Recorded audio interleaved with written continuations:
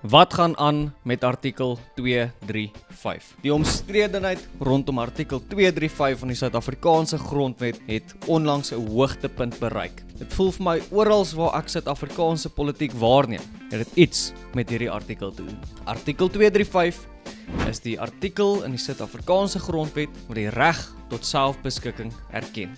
Dit sê in baie eenvoudige terme, elke kulturele groep in Suid-Afrika se reg tot selfbeskikking word deur die grondwet erken. Dit is natuurlik 'n artikel wat vir plekke soos Orania baie beteken. In Orania is ons besig om te bou in Afrikaner selfbeskikking. En artikel 235 erken dat dit wat ons hiermee besig is, erken dat dit grondwetlik is. Hierdie video gaan 'n baie kort basiese opsomming wees oor die onlangse omstredenheid rondom artikel 235. So kom ons werk in die tydlyn af. Wat het gebeur? Waarom praat ons oor artikel 235? Heel eerste, dit is 'n verkiesingsjaar in Suid-Afrika. En wat kan ons van politici verwag in 'n verkiesingsjaar? Ons kan verkiesingsveldtogte verwag. Baie meer gebeurtenisse in die media, baie meer plasings, baie meer kere wat hulle die mikrofoon vat en op verhoog spring en baie meer ekstreme opmerkings. Een van hierdie politieke partye, die MK-party, die Umkhonto we Sizwe party, het in hierdie jaar hulle voorneme bekend gemaak om artikel 235 as 'n privaat lidsontwerp uit die grondwet te verwyder. Ons vereenvoudig dit.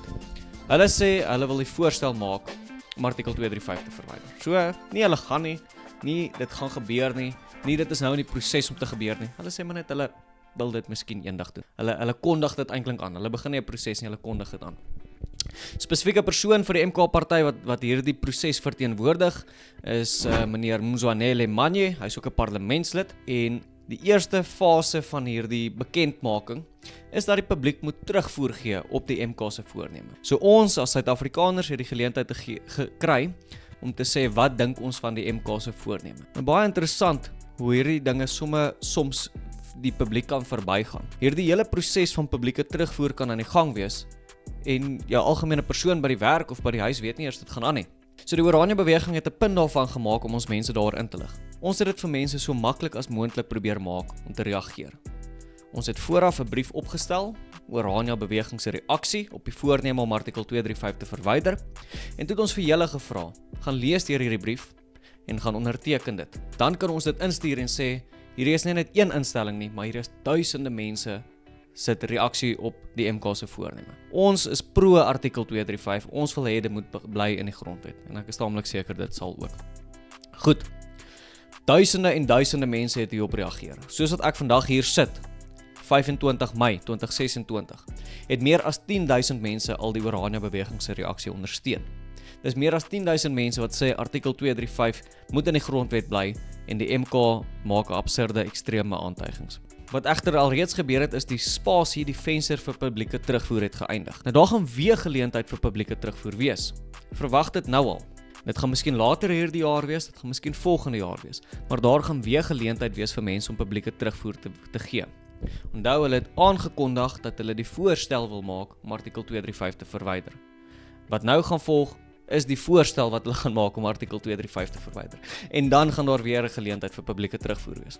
So maak nou al stade op dat jy weer gevra gaan word om te reageer. En dit is kernbelangrik dat ons reageer. Maar nou het die Orania beweging strategie verander. In plaas daarvan om te wag tot publieke terugvoer weer oopmaak, is ons besig om deurlopend steun vir artikel 235 in te samel. So die skakel om ons reaksie te gaan onderteken, bly oop. Daarom kon ons nou al meer as 10.000 ondersteuners daarvoor werf. Ek hoop dat teen die tyd wat daardie publieke terugvoervenster weer oopmaak, is ons al baie meer wat dit onderteken het. In plaas daarvan om te wag dat die publieke terugvoervenster oopmaak en dan moet ons weer ondersteuning werf ons ondersteuning regdeur. Dan is ons saam sterker op die einde wanneer ons terugvoer gee.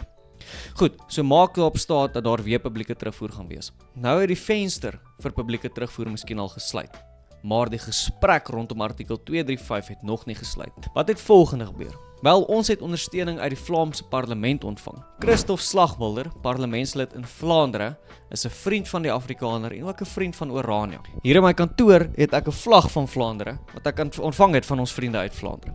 Nou, Christophe Slagwilder het in die Vlaamse parlement gesê dat artikel 235 van die Suid-Afrikaanse grondwet behoort beskerm te word. Hy het gesê dat Afrikaners word teen gediskrimineer in Suid-Afrika en dat daar baie slegte dinge is om te gebeur en daarom is dit belangrik dat ons internasionale vriende ons bystaan. Die Orania Beweging is baie dankbaar vir ons vriende uit die buiteland. Dit is na jare en jare se strategiese netwerk en strategiese skakeling met ons internasionale vriende en internasionale strukture, dat ons vandag mense het op wie ons kan staatmaak. Instellings het op wie ons kan staatmaak. Vriende in die buiteland op wie ons kan staatmaak. So dankie vir ons vriende uit Vlaandere wat ons help om ons regte te verdedig. Ernst Roots van Lex Libertas het 'n interessante podcast, The Pioneer Podcast, waarin hy met Mzwanele Manye gesels het, juis oor die artikel wat hulle wil verwyder. En daarin verklap meneer Manye sy obsessie met Orania. Daarin word dit vir mens duidelik dat 'n groot deel van die verwydering van artikel 235 is 'n aanval op Orania spesifiek. Hy verwys keer op keer na Orania. En kom ons kyk wat sê hy. South Africa wants an integrated community.